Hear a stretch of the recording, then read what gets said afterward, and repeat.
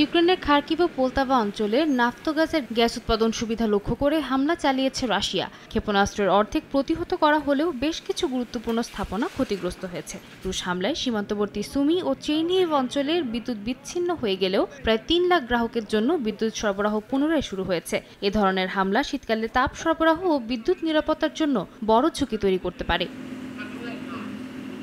এক সপ্তাহেরও বেশি সময় ধরে বিদ্যুৎ বিচ্ছিন্ন ইউক্রেনের জাপোরিজ্জিয়া পারমাণবিক কেন্দ্র। জরুরি ডিজেল জেনারেটর দিয়ে আপাতত কাজ চালানো গেলেও দীর্ঘমেয়াদে তা টেকসই নয়। রাশিয়ার দাবি, অভিযান চালিয়ে পারমাণবিক বিদ্যুৎ কেন্দ্রটি নষ্ট করে দিয়েছে ইউক্রেন নিজেই। যদিও কিয়েভের পাল্টা অভিযোগ, ইউক্রেনের গ্রিড থেকে কেন্দ্রটিকে বিচ্ছিন্ন করে বিদ্যুৎ নেওয়ার চেষ্টা করছে রাশিয়া।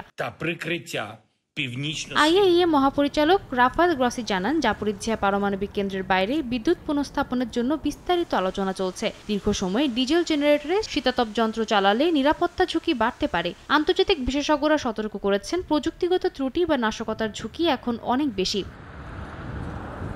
এদিকে ইউক্রেনের টমাহক ক্ষেপণাস্ত্রের জন্য মার্কিন সরবরাহের পরিকল্পনাও জটিলতার মুখোমুখি হয়েছে। রুশ প্রেসিডেন্ট ভ্লাদিমির পুতিন হুঁশিয়ারি দেন, এ ধরনের সরবরাহ নতুন করে সংঘাতকে উস্কে দেবে। এছাড়াও ন্যাটোতে সুইডেন ও ফিনল্যান্ডের যোগদানকে বোকামি হিসেবে আখ্যা দেন তিনি। ড্যানিশ গোয়েন্দা সংস্থা জানিয়েছে, রুশ যুদ্ধজাহাজ বারবার বাল্টিক ও উত্তর সাগর সংযোগকারী প্রণালীতে উস্কানিমূলক কার্যক্রম চালাচ্ছে। হোয়াইট হাউস জানিয়েছে, তারা ড্যানিশ নৌবাহিনীর রিপোর্টকে অত্যন্ত গুরুত্বের সঙ্গে বিবেচনা করছে এবং পরিস্থিতি নিবিড়ভাবে পর্যবেক্ষণ করছে। সাদিয়া তাসনিম, সময় সংবাদ।